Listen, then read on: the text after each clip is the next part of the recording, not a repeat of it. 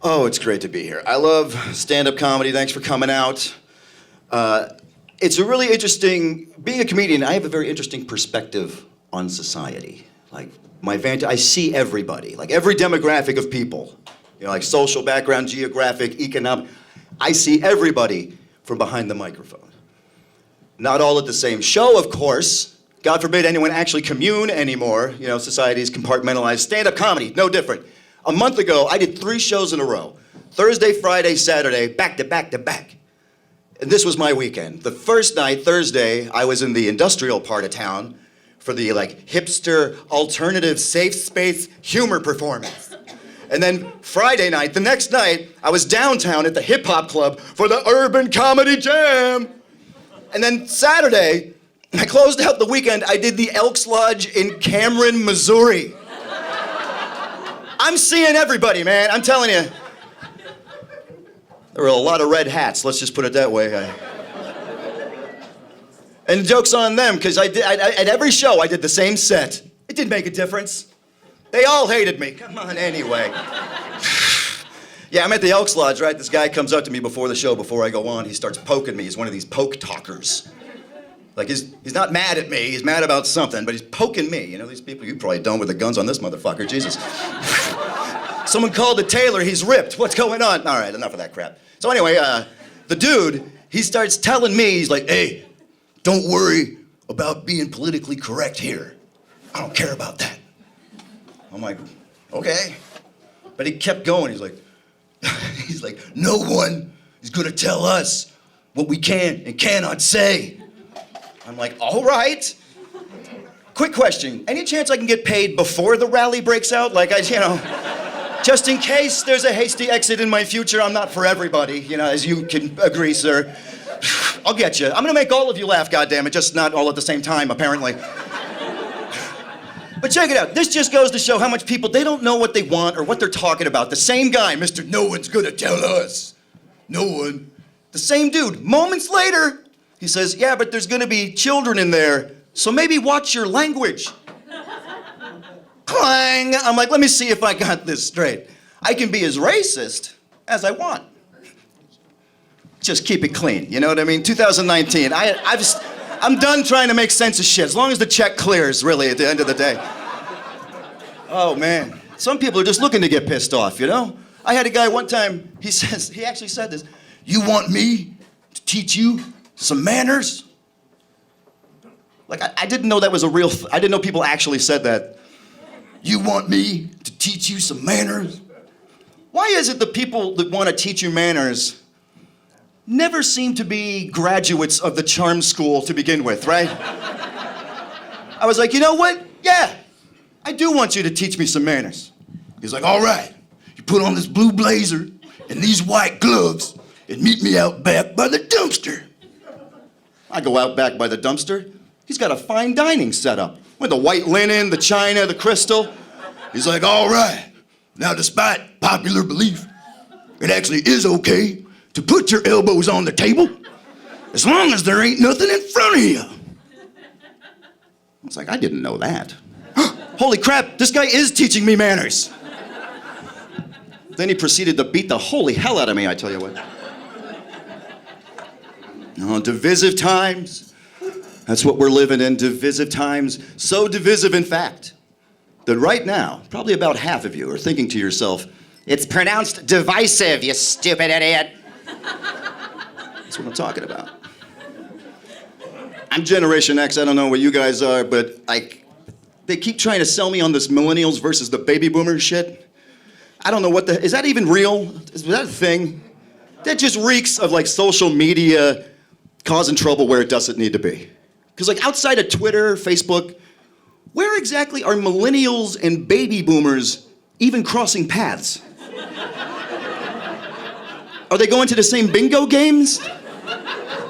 Did Grandma and Grandpa just get back from San Diego because they went to Comic-Con? Is this happening? I don't get it. But just to play it safe, when it comes to the war or whatever between the millennials and the baby boomers, I choose to pick on the baby boomers more because I'm less afraid of them.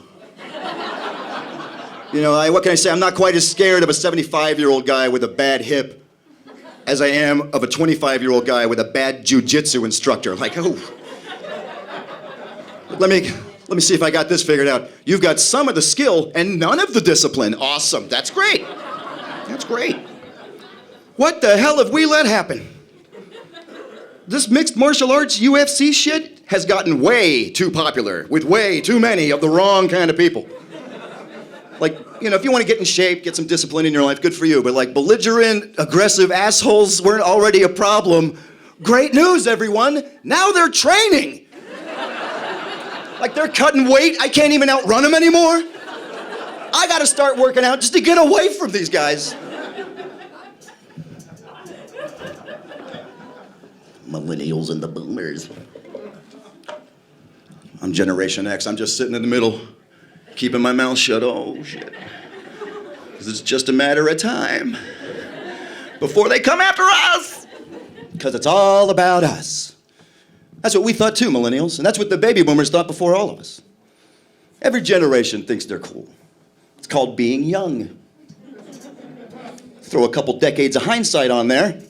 Woo. It's an eye-opener. Milli Vanilli? We did that? That was us? Milli Vanilli. The baby boomers had the monkeys, right? I guess the millennials, the Jonas Brothers maybe would be. By the way, the Jonas Brothers, reunion tour, reunion tour. Hey, congratulations, millennials, you're officially old. How do you like that? When your bands go on reunion tours, it's over, you finished. Starting up a new decade. Got a whole new, fresh batch of young people we can all shit on together. Say it with me, millennials. Kids these days. Feels good.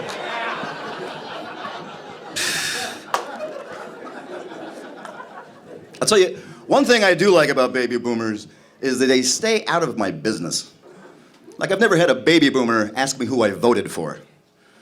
You know, because I think what happens, once you vote enough times, oh, regrets, I've had a few, you know, but see, the millennials, they haven't voted for the wrong thing enough times. They haven't been humbled. They'll come right up and ask you, who'd you vote for? Well, who did you vote for? It's like, can you be more specific? Look at me, I'm old as shit. I voted for like 1 million people in my life. I don't remember most of them. Oh, and I'm sorry. I'm sorry that I don't remember who I voted for to be city comptroller in 1998. But I voted for somebody. Because I care, damn it. Let it begin with me. I'll tell you who I'd like to vote for. If only they would run. They won't, but God damn it. They'd really bring the country together, I know it, because everybody is in agreement on this person. I'm speaking, of course, about sports broadcaster Joe Buck. Hear me out. Hear me out, goddammit. Okay, now first of all, I'm aware that not all of you know who Joe Buck is. But I'm also aware that all of you that do know who he is agree that you cannot stand that guy. I don't know what it is, and I don't give a shit. It's amazing. I've never seen, it's unanimous. Like people who love Donald Trump and hate Barack Obama, and people who hate Donald Trump and love Barack Obama, those two groups of people agree. Fuck Joe Buck. I mean, when you can bring people together in these divisive times. You say divisive, I say divisive. Oh yeah, don't do the same joke twice, I forgot. All right, anyway. Is that too political, by the way? I didn't mean to ruffle any feathers. Had a guy last night, he's like, hey man, I didn't like that Joe Buck stuff. I didn't come here to get preached at.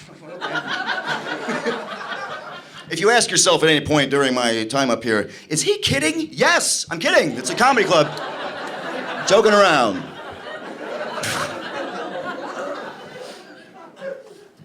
This one, this is a fun thing for no matter what your political affiliation. You know those I voted stickers? You go vote, you get the sticker. No big deal. But some people put that fucking sticker on, and then they start strutting around like they did some shit. Like they got a Bronze Star in Iraq, right? They're like, yeah. Go into work, hey, look who's being the change. Look who's being the change they want to see in the world. They start sticker shaming you. I don't see your sticker. Part of the problem. It's like, well, try not to break your hand patting yourself on the back for doing what exactly? Oh yeah, fulfilling your civic duty. You want a cookie with that? How about a gold star? How about a pat on the head? Are you a good little boy? So sorry, thanks for letting me get that out. Anyway, so here's the fun thing to do, right? This goes for anybody. Next time you go vote, those stickers, there's no sign that says, just take one.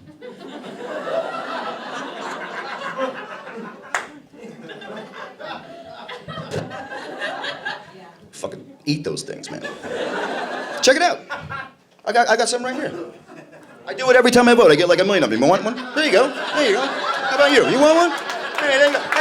Hey, we're all heroes now. What do you know? I got those things online. That's how useless they are. It's worthless. But here's what you do. Okay, she's already got it on. Good for you. Like the enthusiasm. All right, well, don't put it on yet. Hang on. I got a plan. Oh, well, shit.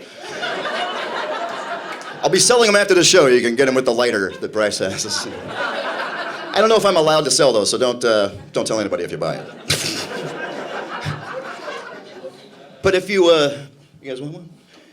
If next time, if you know those people in your life, just on a random Tuesday, dart at a calendar, random Tuesday. Let's pop it on. I call it going fishing, you know, just bait the hook a little bit. Someone at work's like, oh. Was there a vote today? Part of the problem, man. You gotta get woke, yo.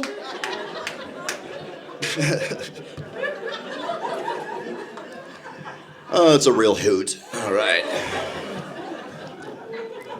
Sticker shaming. It's always the shaming nowadays. People always rush off to shame. You almost done over there?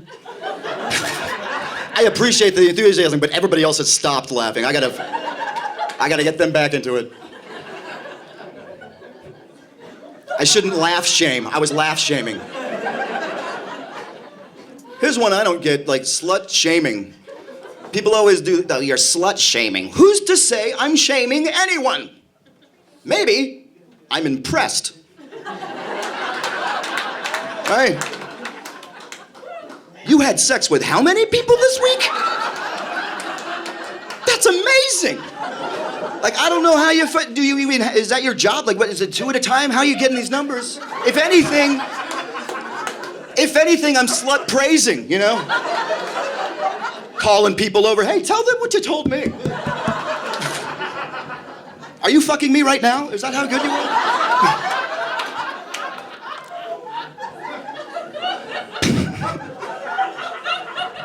All right, hot crowd. If you guys just want to keep laughing, that's fine. I only have to talk when you stop laughing, so if you want to keep going. Okay, next bit. I don't know. I'm in no danger of being slut shamed. It's been a while. I'm not really helping my cause any. I dress like a 40-year-old kindergartner. I don't know what to... My bus is late. To the casino, because I'm old as shit. I was in a relationship for a long time, like over a decade, and then we split up a while back, and I've been trying to like reacclimate that old chestnut, right? And it's like, there was like no Tinder back when last time I had to be like, hey baby. Like Barack Obama, I didn't even know who the fuck that was. That's how long ago it was, right? So now I'm out there, I'm like, what? What's going on? I'm not good at it. I'm intimidated by assertive women. Like I'm timid myself, and then last Super Bowl I was talking to a lady at a hotel lobby bar. Strangers in the night. Didn't work out. Anyway, so we're just talking, and we're not flirting. You know, it's amicable enough, but nothing overt. And in the middle of the conversation, she stops and she says, "How big is your penis?" I thought we were just talking about getting nachos. Like, what happened? And I was like, wait a minute, huh? I was like, pardon me? You know? And so then she said it again, but like real slow, like that was the problem, you know? Like English was my second language, right? She hit me with it again. She said, how big is your penis? Well, that is what I thought you said. Which isn't really true. Like, I didn't think she said that. I know that that's what I heard. But in my head, I was like, no way. And that's not the answer you just want to shout out when the question has not been asked, you know. Are you sure the capital of Kentucky is measured in inches? I don't know what. Oh, what? But I was like, okay, all right. You know what, lady? Sure, I will. I'll tell you how big my tallywhacker is. That's right. Yeah, I said tallywhacker. I'm bringing it back. I'm bringing tallywhacker back. Don't! All right. So I was like, yeah, okay, lady, I'll tell you how big it is because, you know, I appreciate your forthrightness. And really, why waste both of our time? Really, if you think about it. People got standards. I get it. You got to be this tall to ride the ride. Sure thing. Okay. Nothing wrong with that. So I told her, I was like, okay, I'll tell you how big it is. But I'm not going to tell you the length. Or the girth. That's too easy. I'm going to tell you the total volume, and then you're going to have to reverse engineer that shit like a goddamn captured Soviet sub back in the Cold War. Yeah, we're going all the way back to high school geometry, mama. You want to ride the ride? Grab a protractor, missy. That's how I play the game.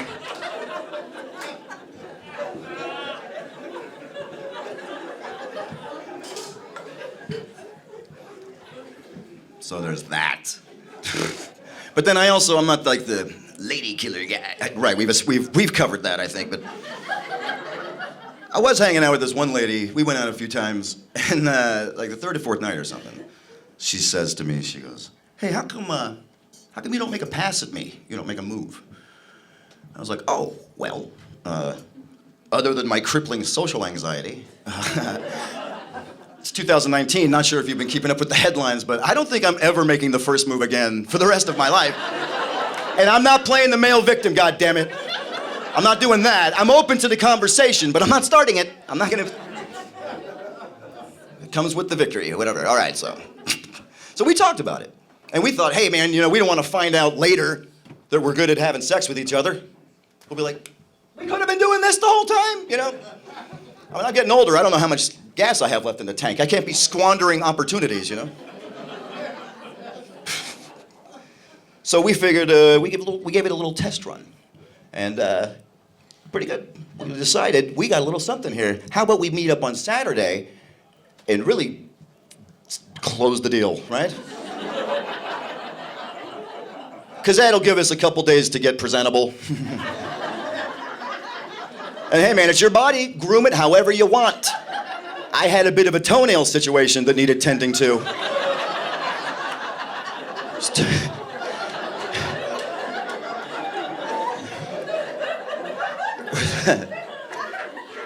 Truth and comedy, you know? It was kind of getting to that eagle talon stage.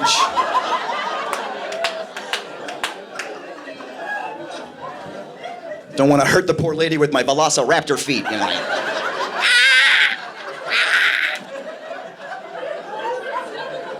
Watch me slice this pineapple.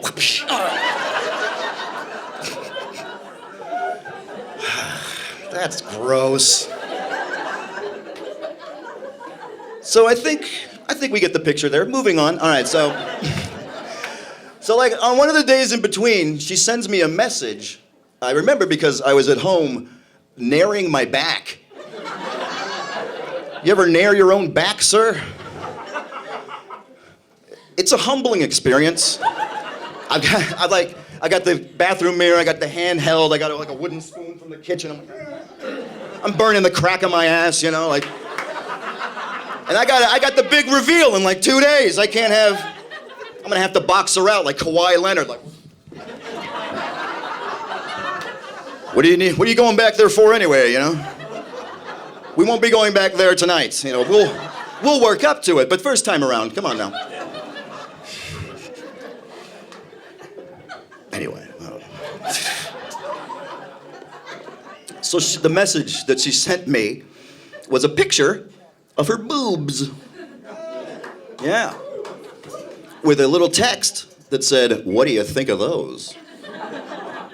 I said, "I think those are gonna look terrific, hanging directly over my sofa in my living room. I'm gonna take them down to a printer, get them blown up like a mural, the whole wall. Have her over for dinner. What do you think of those?" I think they really brighten up the room, you know? I'm not so much a visual guy anyway. I'm more tactile. So I took the phone, I rubbed it all over my face. Boogie, boogie, boogie, boogie.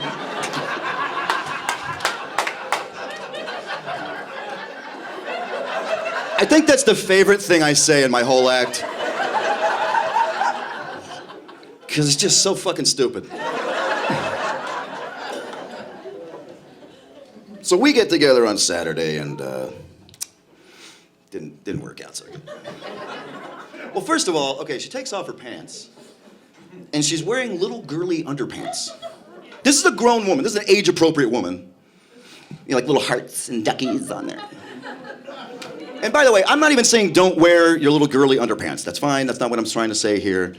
By all means, please cherish your inner girlish spirit. Oh, don't ever let her go. Oh, I'm sure all of your friends say you remind them of Amelie. Oh, if only Holly Golightly or Zooey Deschanel were even remotely tolerable. Sorry, that's my own insecurity. I think I'm just getting too old for the quirky girl, you know? And by the way, once again, wear them. Knock yourself out. Like if you've been with a guy a few times, this is our first time. Like we're not swept away with passion. We planned on this. What was she she's like, ooh, he's gonna wanna have a flashback to the last time he took a bath with his sister. Here you go. Is that getting you going?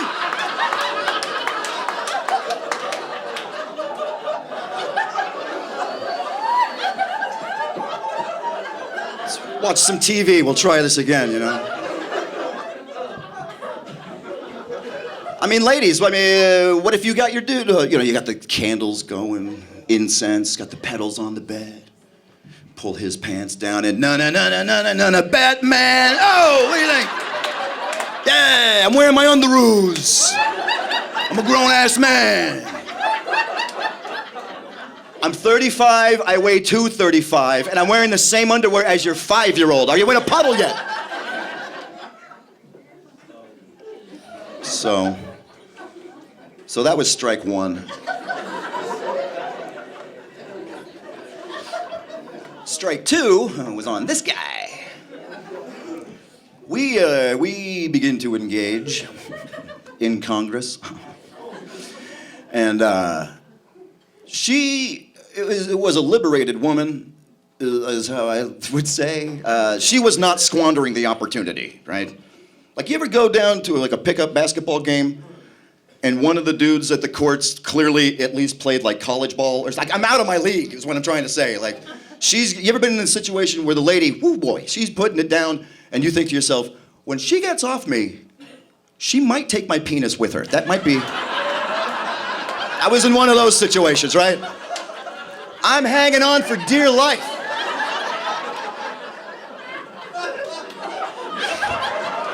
Take your time with it. Really soak in that image.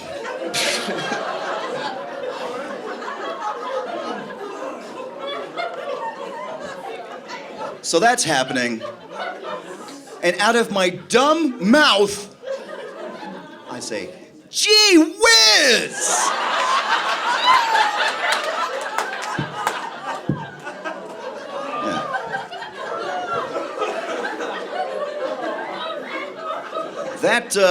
That was a record scratch moment.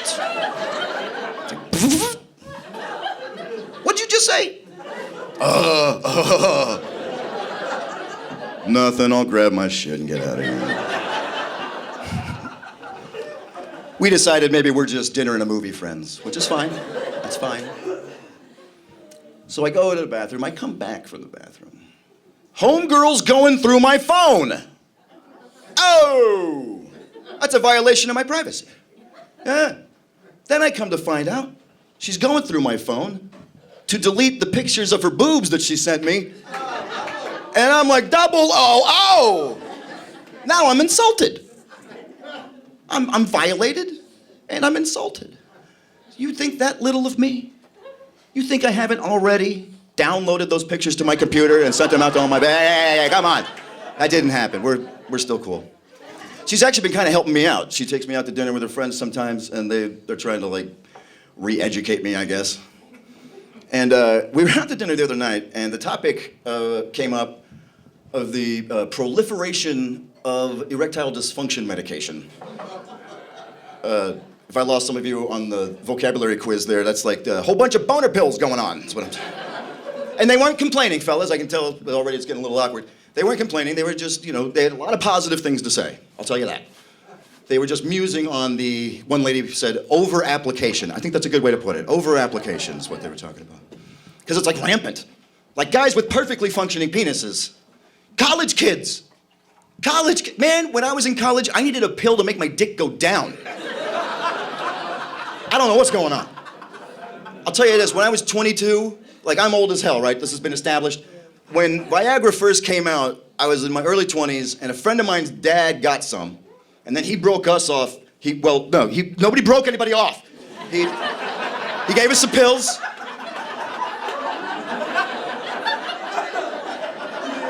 We're in the home stretch, I'm almost done. And I know now, as an adult, words like dosage. It's a handy little word. But I was 22, man. I didn't give a shit. I was like, you got some pills? All right. I've changed since then, but back then, now I only do 2 of those things. So here I was 22 on a full-strength prescription dosage of Viagra for a 62-year-old man. I thought my dick was gonna explode. So just be careful, fellas. Like, I almost called an ambulance. I'm not even joking. They say in the commercial, like, in case of medical emergency. Well, I'm not a doctor, but I'm pretty sure rupturing your penis has gotta be in the realm of an emergency. I called in sick to work. I called into my job. You ever call into your job because you have a boner? Like, yeah, man, I can't make it in, I'm sick. You don't sound sick. Trust me, you don't want me coming around.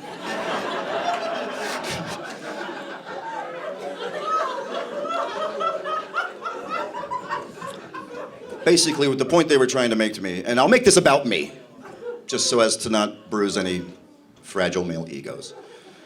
Okay, so I take a pill, and all of a sudden, magically, I got a tower of power going on. But guess what? I didn't just magically get any better at having sex. Like, I'm still me. Like, I can go down to any sporting goods store and get the exact same baseball bat that's used by Mike Trout. But that doesn't mean I'm just gonna start knocking it out of the park, you know what I mean? I know it kind of sounds like I'm bagging on the fellas or kissing up to the ladies, and that's not what it is, man. Because when it comes to the ladies, I, as much as anyone, also want to take advantage of them. But there's all these guys running around being like, hey, baby, not only am I gonna bang you poorly, but I'm gonna do it all night long, mama. No wonder they're hesitant to hop in the sack. I think you should have to, like, take some sort of sexual competency test.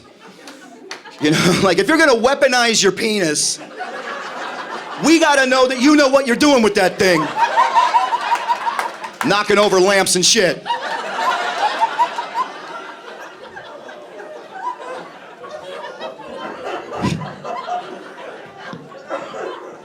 The one that I've heard similar concerns before, not directed at me, of course,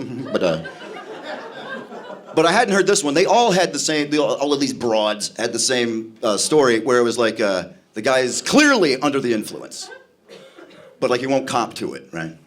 He's like, no, it's all me. And they're like, well, we're not mad, you know. If anything, they're more than often flattered that you made an effort at all. I mean, you know, they're... But now you're playing this little game, you know, like, I can't do that shit. I couldn't even, it would be impossible. I'm a middle-aged, chain-smoking alcoholic. I can't show up to the game with a rock-hard dick for 4 hours without raising some eyebrows, you know. It's not gonna take Nancy Drew or fucking Veronica Mars to crack that case, you know.